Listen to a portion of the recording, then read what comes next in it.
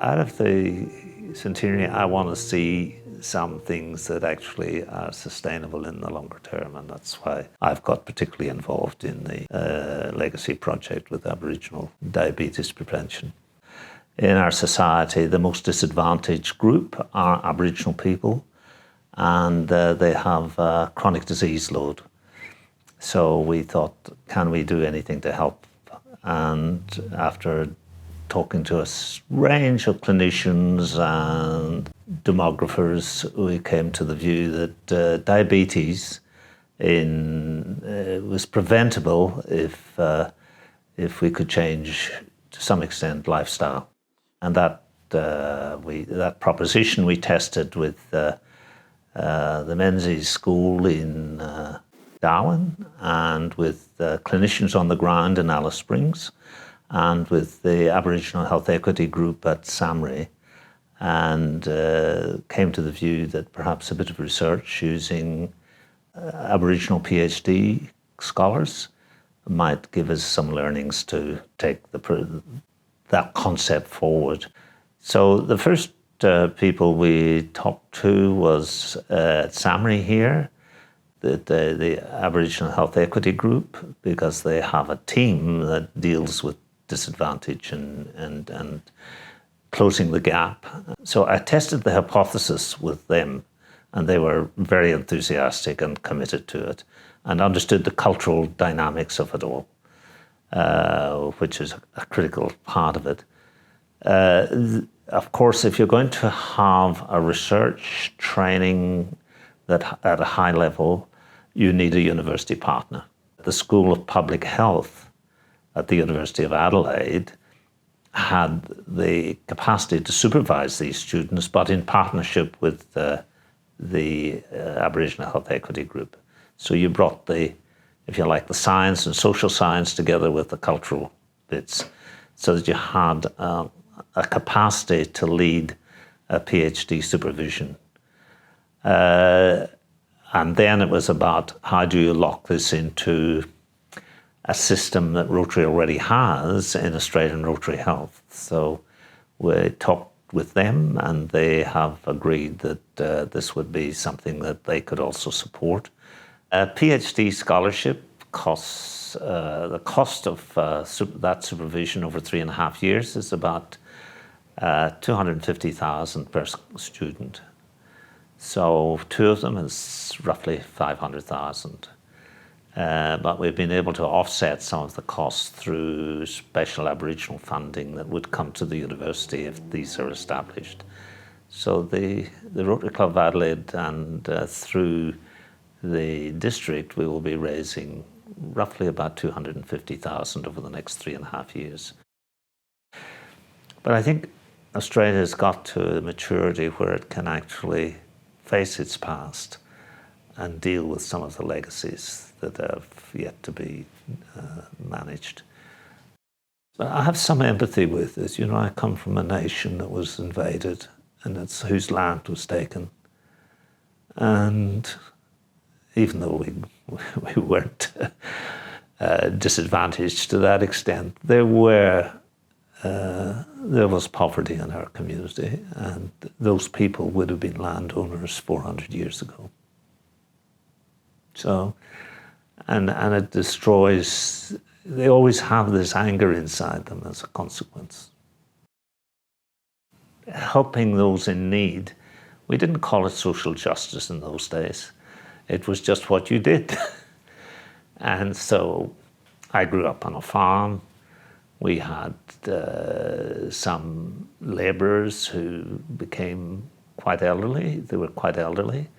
There were some houses on the farm, and my mother would just look after them.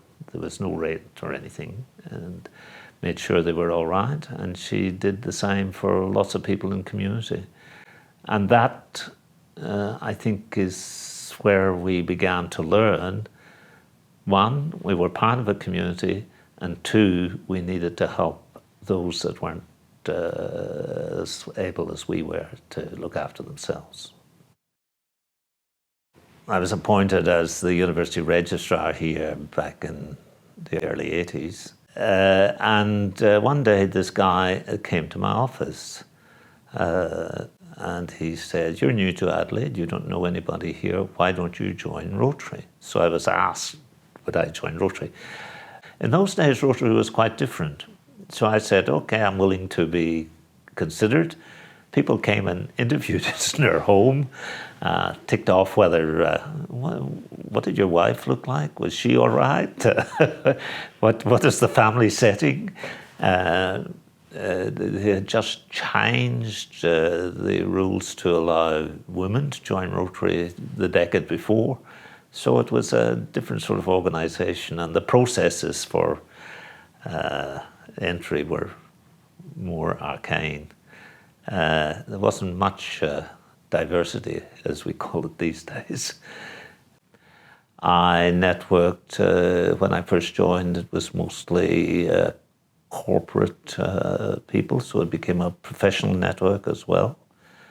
And I liked the work that they were trying to do in communities. So those were the sort of three things that would have motivated me.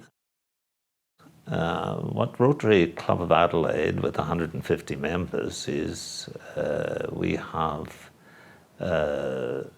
Rotarians in large supply who are willing to help out. And so if we can assist other organizations with similar values who may not have that volunteer force, and we share the profits, then we begin to have a cash flow coming in. There are so many organizations that Rotary sponsored and facilitated, and then which grew that they could become self-sufficient in their own right, either through client support or through government support. Well, I have a view that there's good in everybody, and there's a need to actually contribute to the well-being of our whole community. And out of that comes the need for service above self. And that's just the way I am. Because if we don't have community, what else do we have? I mean, there are lots of people that have faith and spirituality, and we might have some of that. But ultimately, when you do things with other people, you actually feel good. And the psychologists have identified that if you do that, you get a buzz. How do you create Rotary to be more, I suppose, more exciting to younger people? Obviously, I think there needs to be more flexibility.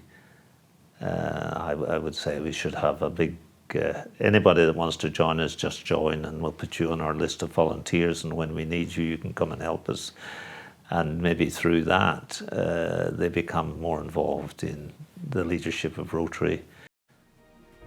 Have some fun, feel good about it, service to community, and take the opportunity for leadership roles.